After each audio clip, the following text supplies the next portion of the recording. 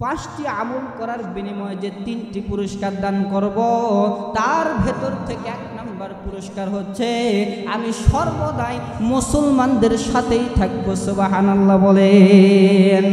তাহলে ওয়াজখানা বুঝে থাকলে বলেন তো বাবাজি, আল্লাহ তাআলা আপনার আমার সাথে থাকবে কি থাকবে না?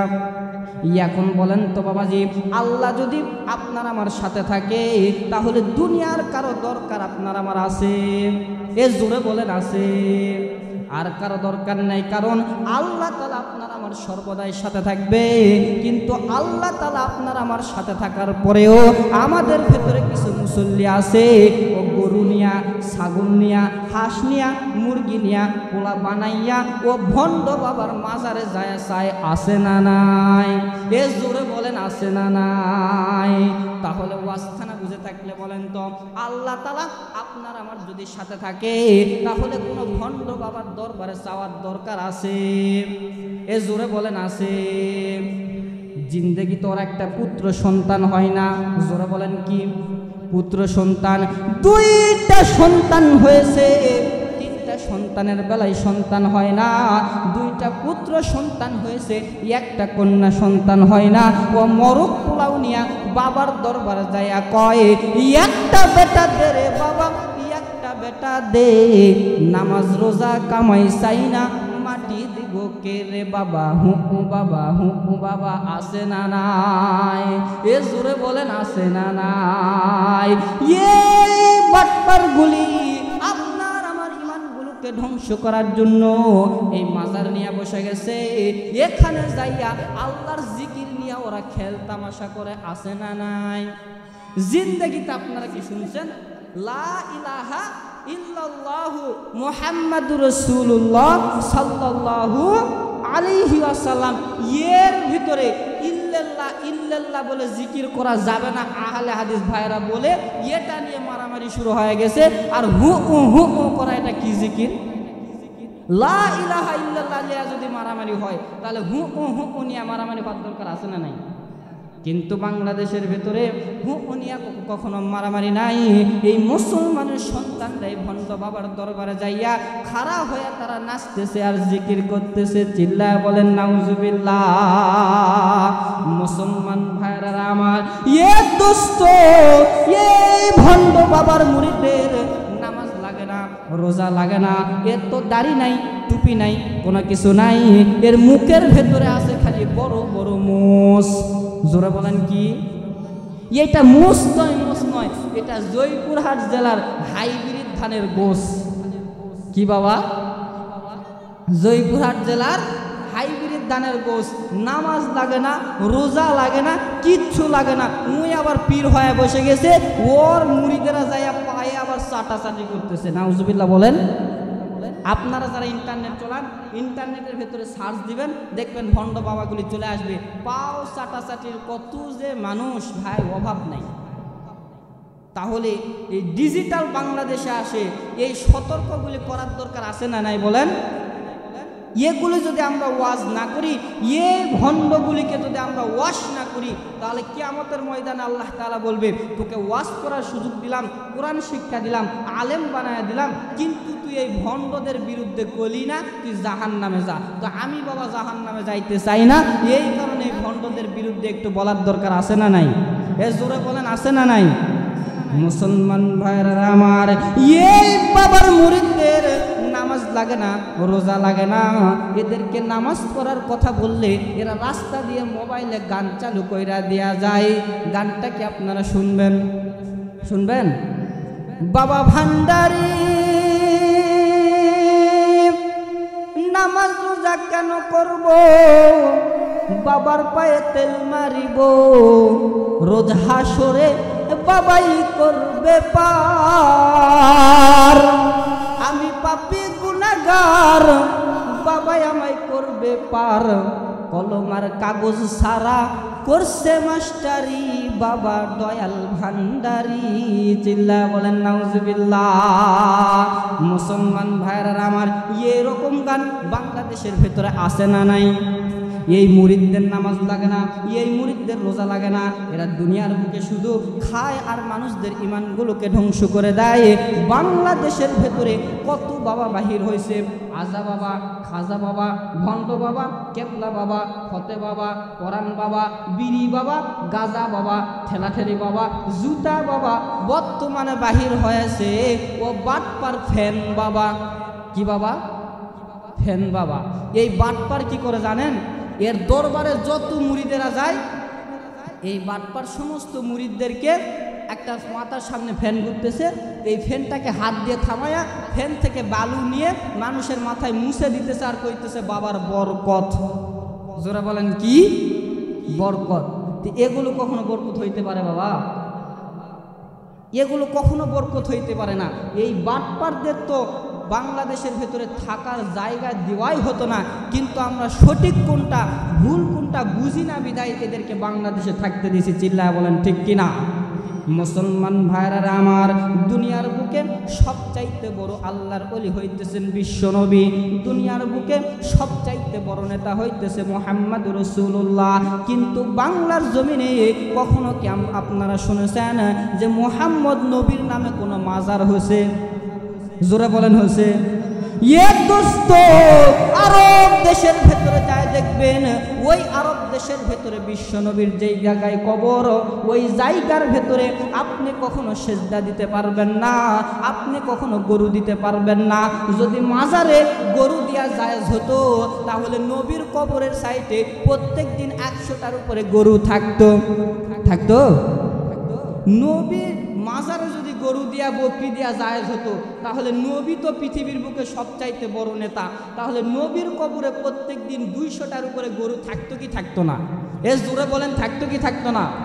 নবীর কবরে যেই জায়গায় গরু দেওয়া জায়েজ নাই, নবীর কবরে যেই জায়গায় ছাগল দেওয়া জায়েজ নাই, সেই জায়গায় আপনি আমি মাজারে নিয়ে যায় বাবা সব দিয়া দিবে। বাবা দিতে পারবে? তাহলে বাবার দরবারে যাওয়া চলবে? জোরে জোরে বলেন চলবে?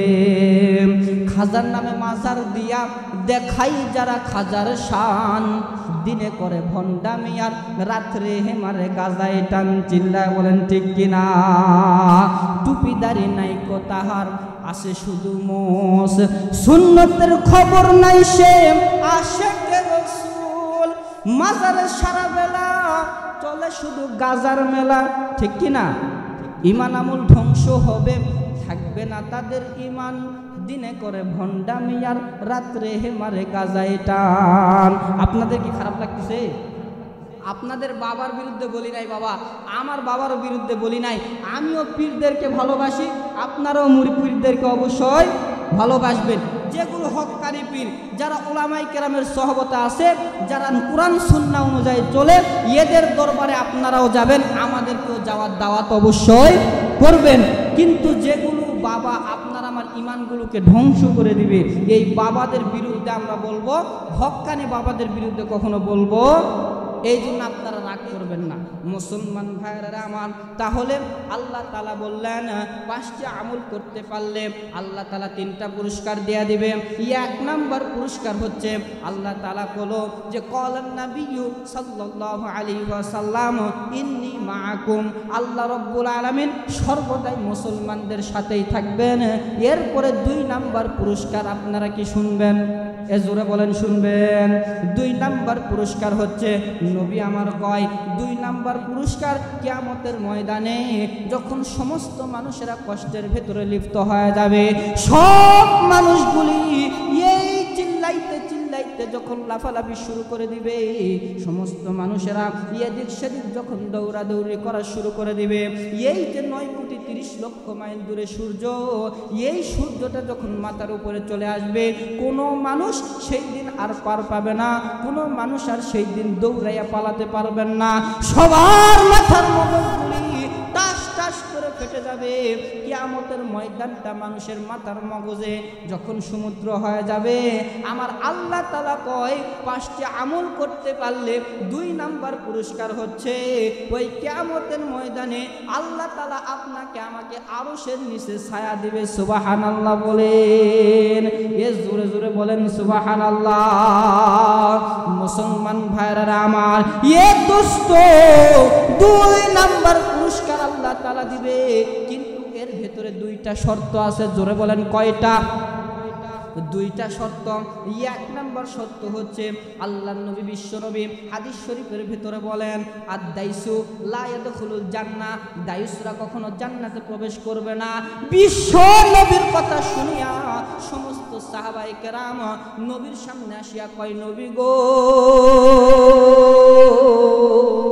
ইয়া রাসূলুল্লাহ, ইয়া হাবিবাল্লাহ, নবীজি আপনি আমাদেরকে বলে দেন যে দায়ুস কোন ব্যক্তিরা, কাদেরকে আমরা বলবো? নবী আমার কয়, এ সাহাবায়ে কেরাম তোমরা শুনে রাখো, দায়ুস তো ওই ব্যক্তিরা যারা নিজের বউকে, নিজের স্ত্রীকে, নিজের কন্যাকে পর্দার ভেতরে রাখে। এ জোরে জোরে বলেন, রাখে। তাহলে যাদের বউ পর্দা করে না, যাদের মেয়ে পর্দা করে না, এদের স্বামীদেরকে আল্লাহ তাআলা দায়ুস বলেছে। আর এই দায়ুসরা কখনো জান্নাতের ভেতরে প্রবেশ করবে না। আপনাদের মনে হয় এটা আপনারা মনে মনে চিন্তা করতে পারেন, হুজুর এখানে তো মহিলা নাই, তাহলে মহিলার ওয়াজ কেমনে করতেছেন? আরে ভাইজান, মহিলার ওয়াজ এটা নয়, আমাদের পুরুষের ওয়াজ এটা। কারণ নবী আমার কয়, তোমার বউ পর্দা না করলে, তোমার বেটি পর্দা না করলে, তুমি যতই হজ করো, যাকাত দাও না কেন, আল্লাহ তাআলা তোমাকে কখনো জান্নাত দিবে। এ জোরে বলেন, দিবে। লিল্লাহে তাকবীর। এতটুক আওয়াজ বাবা, আমাদের গ্রামে 2টা মহিলা যদি ঝগড়া করে, এর চাইতে বেশি আওয়াজ হয়। হয় কি হয় না? তা আপনাদের আওয়াজ এত কম কেন? হাদিস শরীফের ভেতরে বিশ্ব নবী বলেন, আল্লাহর নবী বিশ্ব নবী হাদিস শরীফের ভিতরে বলেন যে দুনিয়ার বুকে আল্লাহ তাআলা ওই ব্যক্তিদেরকে জান্নাত দিবে না যাদের স্ত্রীরা, যাদের কন্যারা দুনিয়ার বুকে পর্দার ভিতরে থাকে না। আল্লাহ তাআলা কোরআনুল কারীমের ভিতরে আরো বলেন যে ওই ব্যক্তিদেরকেই আল্লাহ তাআলা একটু ক্ষমতা, একটু সাহস বাড়ায়া দিছে, যেই ব্যক্তিরা দুনিয়ার বুকে নিজের স্ত্রী আর নিজের কন্যাটারে পর্দা করবে। জোরে বলেন সুবহানাল্লাহ। আরো জোরে বলেন না সুবহানাল্লাহ। সমস্ত মানুষেরা দেখবেন প্যান্ডেলে চলে আসবে, কিন্তু একটু সময় লাগবে। সময় লাগবে না বাবা, সময় লাগবে। সময় দেখবেন, সময় দিবেন, সবগুলা ধরধর করে চলে আসবে। আমার কাজই হচ্ছে মানুষকে জড়ানো, আর দ্বিতীয় বক্তা, প্রধান বক্তার কাজ হচ্ছে ওয়াজ করে যাওয়া, আর আমার কাজ কি? মানুষকে জড়ানো, সেটা গান করেই হোক আর ওই কৌতুক করেই হোক। মমতাজ আপা যদি এই স্টেজে এসে বলতো, আমার ঘুম ভাঙায়া গেল রে হে মরার কোকিলে, তাহলে দেখলেন ইনি জোহরের সময় থেকে এমন মানুষ বসা শুরু করে দিছে, এই জায়গায় আপনি বসার আর সুযোগ পাতেন। কিন্তু এই জায়গায় মমতাজ আপাকে আনা হয় নাই, এই জায়গায় আনা হয়েছে কোরআনুল কারীমের হাফেজদেরকে। আপনারা ওয়াজখানা বুঝে থাকলে বলেন তো, মমতাজ আপার গান শুনলে কয় লিটার সওয়াব হবে? সওয়াব হবে? 1 লিটারও সওয়াব হবে না। মমতাজ আপা কয়, আমার ঘুম ভাঙায়া গেল রে মরার কুকিলে। আর আমরা বলতে চাই, মুসলমানদের কখনো মরার কুকিলে ঘুম ভাঙাইতে পারে না। মুসলমানদের ঘুম ভাঙে প্রত্যেক দিন ফজরের আজান। চিল্লা বলেন ঠিক কিনা? প্রত্যেক দিন ফজরের আজানে আমাদের ঘুম ভাঙা দেয়। এই গানগুলোকে আমরা মডিফাই বুঝেন আপনারা? এই কিছু কিছু যুবকেরা দেখবেন আব্বাজানেরা একটা মোটরসাইকেল কিনে দিছে, ওই আবার এই মোটরসাইকেল মডিফাই করে সাইলেন্সার খুলে থুয়ে ও ফ্যাট ফ্যাট ফ্যাট ফ্যাট করে আর রাস্তাতে যায়। দেখছেন? ওই সাইলেন্সার খুলে থুছে, এখন ফ্যাট ফ্যাট করে আর রাস্তাতে যায়, আর আওয়াজ হয় বিশাল আওয়াজ। সাধারণ মানুষ ওই মনে করে সাধারণ মানুষ আমাকে খুব ভালো করছে, কিন্তু রাস্তার যেই দিক দিয়া যায় মানুষকেই মরে না কেন? ঠিক কি না? এই মডিফাই মমতাজ আপার গানগুলোকে আমরা একটু মডিফাই করে ইসলামের ভাষায় বলতে চাই। আপনারা কি শুনবেন? জোরে বলেন, শুনবেন? আমার ঘুম ভাঙায়া গেল গো ফজরের আজানে, আমায় পাগল বানাইছে গো মাদিনার প্রেমে, আমায় উদাসীন বানাইয়া গেল জান্নাতের হুরে গো ফজরের আজানে। চিল্লায় বলেন মারহাবা। এ জোরে জোরে বলেন না ভাই মারহাবা। লিল্লাহে তাকবীর। মুসলমান ভাইয়েরা আমার, ওয়াজখানা বুঝে থাকলে বলেন তো 2 নাম্বার পুরস্কার আল্লাহ তাআলা কি বলেছে? আমাদেরকে আরশের নিচে ছায়া দিবে। ইয়ার ভিতরে যার পর্দা করে না, যার কন্যারা পর্দা করে না, আল্লাহ তাআলা বলে দিলেন এদের এই স্বামীদেরকে বা এই স্ত্রীদেরকে কখনো আরশের নিচে ছায়া দেওয়া হবে। আমাদের ভিতরে কিছু আবাল মার্কা স্বামী আছে, ও ঘরে শুয়ে থাকে বউকে বাজারে পাঠায় দেয়, আছে না নাই? এর ভিতরে কি আপনারা আছেন নাকি? নিজে শুয়ে থাইকা বউকে বাজারে পাঠায় দেয়, ওর বউ বাজারে যায় ঘুরে বেড়াইতেছে, ওর কোনো হুঁশই নাই, আছে না নাই? মুসলমান ভাইরা আমার, সব জায়গার ভেতরে এই নারীরা ঘোরাফেরা করতেছে। রাস্তায় গেলে দেখবেন নারীরা, দোকানপাটে গেলে দেখবেন নারীরা, বাজারে গেলে দেখবেন নারীরা, অফিস আদালতে গেলে দেখবেন নারীরা। সব জায়গার ভেতরে এই নারীদের কারণে বাংলার জমিনে আজকে জিনার কাজটা বেড়ে গেছে। চিল্লায় বলেন ঠিক কিনা? শহরে বাজারে দেখো নারীদের ঢোল, পর্দাবিহীন তারা করে ঢলমল, অন্যকে তার দিকে আশিকি বানাই, অন্যকে তার দিকে আশিকি বানাই। দেশটা আজ ধ্বংস হলো নারীর বেপরদায়, সবার মুখে একই আওয়াজ হাই হাই হাই। চিল্লা বলেন ঠিক কিনা? ইবলিসের বড় জ্বালা বাংলাদেশে আগমন ঘটেছে হে নারীর বেশে, দলে দলে দলে নারী মেলা মিলাই, পার্কে বসিয়া ওরা গলা মিলাই। দেশটা আজ ধ্বংস হলো নারীর বেপরদায়। চিল্লা বলেন ঠিক কিনা? মুসলমান ভাইরা আমার, এই নারীদেরকে পর্দা করার দায়িত্ব তার স্বামীর, পর্দা করার দায়িত্ব তার বাবার, পর্দা করার দায়িত্ব বড় ভাইয়ের। কিন্তু এই স্বামীরা পর্দা করায় না, এই বউয়েরা পর্দা করে না। এরা পর্দা করার না করার কারণে আল্লাহ তাআলা বলে দিলেন এদেরকে আমি বিনা হিসাবে জাহান্নামে দিব। চিল্লা বলেন নাউজুবিল্লাহ। এ জোরে জোরে বলেন না ভাই নাউজুবিল্লাহ। সেজে গুজে আপুরে হে কোথায় যাও দুপুরে, বলবো? সেজে গুজে আপুরে হে কোথায় যাও দুপুরে, ওরে আপু শুনে যাও বোরখাটা পরে যাও, বোরখাটা পরে গেলে লাভ কি জানিস তোরে, বকাটে যুবক দেখে দেবে না রে শীষ তোরে, রিক্সা চালক দেখে দেবে না রে শীষ। চিল্লায় বলেন ঠিক কিনা? এত যদি হয়ে থাকে অর্থের অভাব, আমাদের কাছে এসে বলো সেই ভাব। আমরা কজন দেখি বন্ধু মিলে একটা বোরখা কিনে দেব চাঁদা তুলে। চিল্লা বলেন ঠিক কিনা? এই বউদেরকে পর্দা করানো লাগবে, এই কন্যাদেরকে পর্দা করাতে হবে। আপনার আমার স্ত্রীরা, আপনার আমার সন্তানরা পর্দার ভেতরে না থাকলে বিশ্ব নবী বলে কখনো জান্নাত নাই। নবী আমার জান্নাতে চলে গেল, জান্নাত দেখিয়া নবী আমার খুশি হয়ে গেল। এইবার জাহান্নামের ভেতরে যাইয়া নবী জাহান্নামের দৃশ্যটা দেখিয়া নবীর চেহারাটা একটু মলিন হয়ে গেল। কারণ জাহান্নামের ভেতরে অধিকাংশ নারীরা আগুনের ভেতরে জ্বলতেছে। মুসলমান ভাইয়েরা আমার, এই দৃশ্যটা দেখিয়া সাহাবায়ে কেরামেরা ফেরেশতারা নবীরে ডাকতে বললেন, নবী গো কি হয়েছে, আপনার চেহারাটা মলিন কেন হয়ে গেল? নবী আমার ডাক দিয়া কয়, আমি তো দেখতেছি আমার উম্মতের ভেতরে পুরুষের চাইতে অধিকাংশ নারীরাই জাহান্নামী হয়ে গেছে। চিল্লা বলেন নাউজুবিল্লাহ। ওয়াজখানা বুঝে থাকলে বলেন তো এই নারীরা বেশি জাহান্নামে যাওয়ার কারণ কি? নবী এবার জিজ্ঞাসা করলেন যে ফেরেশতারা রে, আমার উম্মতের ভেতরে আমার এই নারীগুলো কেন জাহান্নামী হয়ে গেল? এই নারীগুলো জাহান্নামী হওয়ার কারণটা কি? এই কথাটা শুনিয়া ফেরেশতারা ডাকতে বললেন, নবী গো, ইয়া রাসূলুল্লাহ, ইয়া হাবিবাল্লাহ, নবীজি আপনি হয়তো জানেন না গো নবী, আপনার উম্মতের ভেতরে অধিকাংশ নারী দুইটা গুনাহ করার কারণে আমার আল্লাহ তাআলা এই নারীদেরকে জাহান্নাম দিয়া দিছে। এক নাম্বার গুনাহ হচ্ছে এই দুনিয়ার বুকে স্বামীর নিয়ামতের শুকরিয়া না আদায় করার কারণে। দুই নাম্বার কারণ হচ্ছে এরা দুনিয়ার বুকে বেপরদা হয়ে চলার কারণে। চিল্লা বলেন নাউজুবিল্লাহ। আরো জোরে বলেন না ভাই নাউজুবিল্লাহ। লিল্লাহে তাকবীর।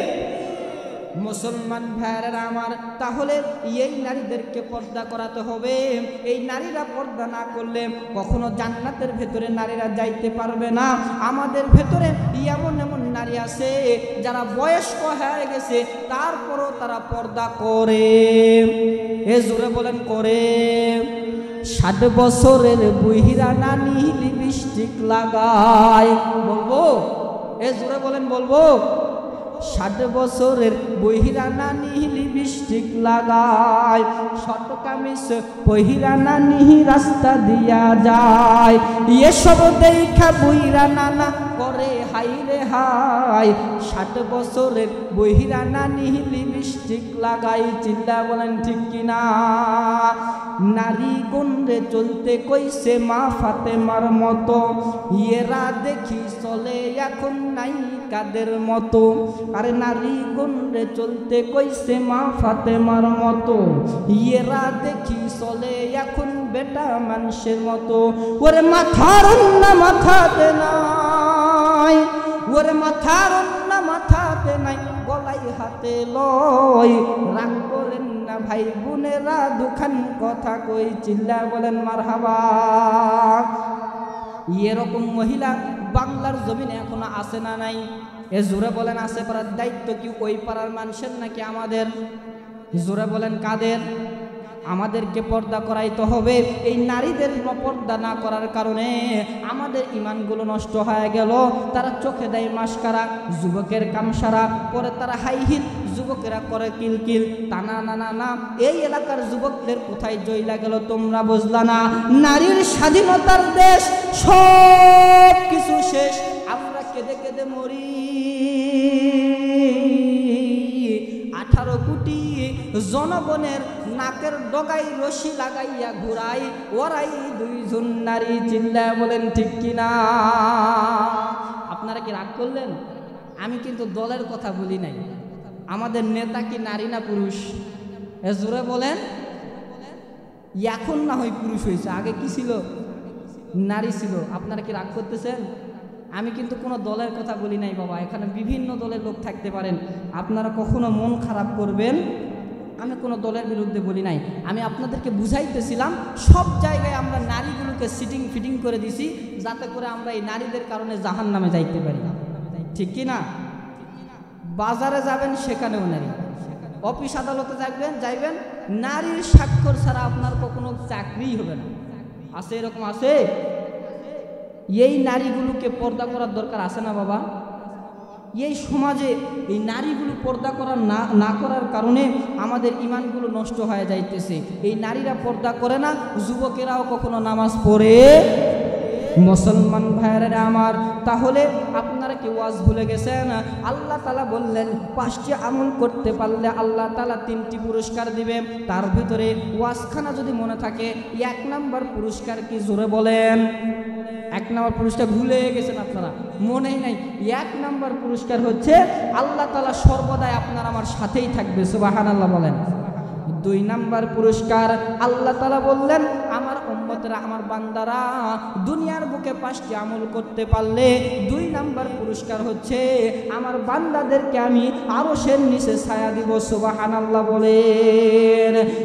দোস্ত, আরশের নিচে ছায়া দেওয়ার ভেতরে 2 শ্রেণীর ব্যক্তিকে আল্লাহ ছায়া দিবে না।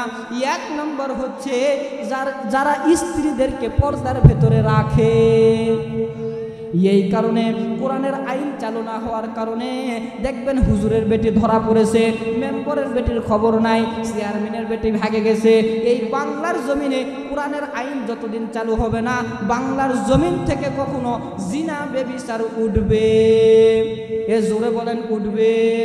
ওয়াজখানা বুঝে থাকলে বলেন তো, এই কোরআনুল কারীম কি শেখ হাসিনার? এ জোরে বলেন, কোরআনুল কারীম কি শেখ হাসিনার, খালদা জিয়ার, দেলোয়ার সাইদির, মিজানুর রহমান আজহারির? এ বাণী সকলের নয় কোনো মুমিনের, যারাই চলবে মেনে ফল পাবে কোরআনের। ঘরে বলো হোক কিবা রাষ্ট্রে বলো, ঘরে বলো হোক কিবা রাষ্ট্রে বলো, অশান্তি দূর করে শান্তি আনে সমাধান, সমাধান চাও যদি জীবনে মরণে ফিরে যাও, খুঁজে নাও চোখ রাখো কোরআনে, সুবহানাল্লাহ বলেন। মুসলমান ভাইরা আমার, এই নারীরা জিনার কাজে লিপ্ত হওয়ার কারণ হচ্ছে একটা, এরা ঘর থেকে পালিয়ে যাওয়ার কারণ হচ্ছে একটা, স্বামীরা স্ত্রীদেরকে মহব্বত ভালোবাসা করে না, তাদেরকে কখনো সালাম দেয়। আপনারা ঘরে যায় স্ত্রীদেরকে সালাম দেন? জিন্দেগি তো সালাম দেন না। তো বউ এখন সাজে গুজে বাহিরে যায়, রিক্সা চালক যে কয় সালাম আলাইকুম আপা, এই সালাম শুই না, বউ তো খুব খুশি, বউ তো খুব খুশি যে আমার স্বামী তো জীবনও আমাকে সালাম দিল না, তাহলে আমার রিক্সা চালক কত সুন্দর করে সালাম আলাইকুম আপা, এর চাইতে আর মহব্বত কিন্তু আছে?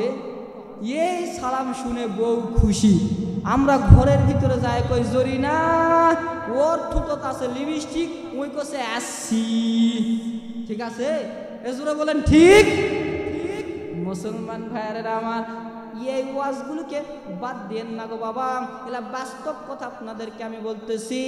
ঘরের ভিতরে যাইয়া স্ত্রীদেরকে সালাম দিবেন, সালাম দেওয়ার পরে বিশ্বনবী কয় এই দিক সেই দিক তাকাতুকা করার পরে আপনার বইয়ের হাতে হাত দিয়া মুসাফা করবেন, সুবহানাল্লাহ বলেন। নবী আমার কয় বইয়ের সাথে হাত দেওয়ার সাথে সাথে আমার আল্লাহ তোমার এই হাতের সমস্ত সগীরা গুনাহগুলো জমিনের ভেতরে ঝরে দিবে, সুবহানাল্লাহ বলেন। এ জোরে জোরে বলেন না ভাই সুবহানাল্লাহ, লিল্লাহে তাকবীর। মুসলমান ভাইরা আমার, তাহলে নারীদের সাথে আপনার নিজের স্ত্রীর সাথে আপনার মুসাফা করা লাগবে, কিন্তু আমরা তো স্ত্রীর সাথে মুসাফা করি না। ও বারবার শালীর হাত ধরলে কখনো ছাড়ে,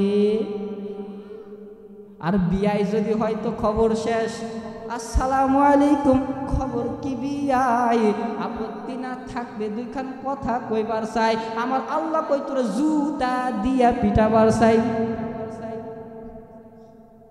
তাহলে কি বুঝলেন? ঘরের ভেতরে যাইয়া আপনার আমার স্ত্রীকে সালাম দিতে হবে, স্ত্রীকে সালাম দেওয়ার পরে মুসাফা করা লাগবে, এদিক সেদিক তাকাটুকার পরে দেখবেন ঘরের ভিতরে কেউ নাই, ও স্ত্রীকে একটু জড়িয়ে ধরে কোলাকুলি করা লাগবে। কি করা লাগবে? জিন্দেগি তো করছেন, এই জন্যই তো আপনার বউ ভাগে গেছে, এই কারণে আপনার বউ বিদেশে যাওয়া মাত্র দেখবেন কুল্লু খালাস নাই। বউকে যে ভালোই বাসেন না, ভালোবাসলে তো বউ থাকবে, তাহলে ভালোবাসার দরকার আছে নাকি? মুসলমান ভাইরা আমার, ঘর থেকে বাহির হওয়ার সময় নবী আমার কয় যখন তুমি ঘর থেকে বাহির হয়ে যাবা, বউকে সালাম দিয়া এদিক সেদিক তাকাতুকার করার পরে বউয়ের কপালের ভিতরে একটা চুমু খাবা।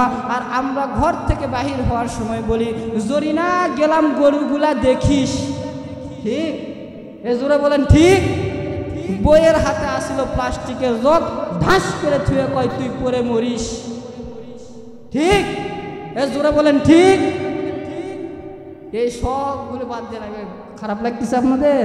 এ জোরে বলেন খারাপ লাগতেছে? ওয়াজ চলবে? মুসলমান ভাইরা আমার, বক্তা চলে এসেছে, আপনাদেরকে এই 5টি আমলের কথা সংক্ষেপে বলে দেই। 3 নাম্বার পুরস্কারটা আপনারা শুনে নেন। নবী আমার কয় 3 নাম্বার পুরস্কার হচ্ছে দুনিয়ার বুকে ওই ব্যক্তিদেরকে আল্লাহ তাআলা দুনিয়ার বুকে এমন একটা পুরস্কার দান করবে, দুনিয়ার বুকে এমন একটা পুরস্কার দান করবে, যারা দুনিয়ার বুকে 5টি আমল করবে আমার আল্লাহ বিনা হিসাবে তাদেরকে জান্নাত দেয়া দেবে, সুবহানাল্লাহ বলেন। মুসলমান ভাইরা আমার, তাহলে ওয়াজখানা বুঝে থাকলে বলেন তো 3টা পুরস্কার আপনাদের বুঝে আসছে? এখন 5টি আমল আপনারা এখান থেকে শিখে যাবেন। আল্লাহ তাআলা দুনিয়ার সমস্ত মানুষদেরকে ডাকতে বলে, মানুষ এই 5টি আমল তোমরা শুনে রাখো।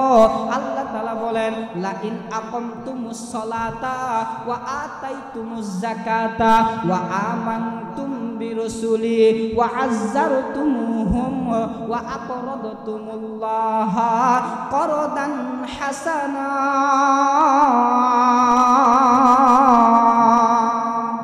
আল্লাহ তাআলা বলেন 1 নাম্বার আমল হচ্ছে দুনিয়ার বুকে নামাজ পড়া লাগবে, 2 নাম্বার আমল হচ্ছে যাকাত আদায় করা লাগবে, 3 নাম্বার আমল হচ্ছে নবীর উপরে আপনাকে ঈমান আনতে হবে, 4 নাম্বার আমল হচ্ছে দুনিয়ার সর্বদাই উলামায়ে কেরামের সাথেই থাকা লাগবে। সুবহানাল্লাহ বলেন। আরো একটা আমল আছে, আল্লাহর নবী কয় 5 নাম্বার আমল হচ্ছে দুনিয়ার বুকে তোমরা সর্বদাই আল্লাহ তাআলার তো সাথে নবীদের আলেম ওলামাদের সাথেই থাকবা। এর পাশাপাশি আলেম ওলামা যে কথা বলবে এই কথা তোমাকে সঙ্গে সঙ্গে মানে নিতে হবে। সুবহানাল্লাহ বলেন, লিল্লাহে তাকবীর। তাহলে 5টি আমল করা যাবে ইনশাআল্লাহ। জোরে বলেন ইনশাআল্লাহ। সকলে আল্লাহকে দেখায় দেয় আমরা 5টি আমল করব। হাত উঠান। আল্লাহ তাআলা আমাদের সবাইকে কবুল করুক। সকলে বলি আল্লাহুম্মা আমিন। জোরে বলেন আমিন।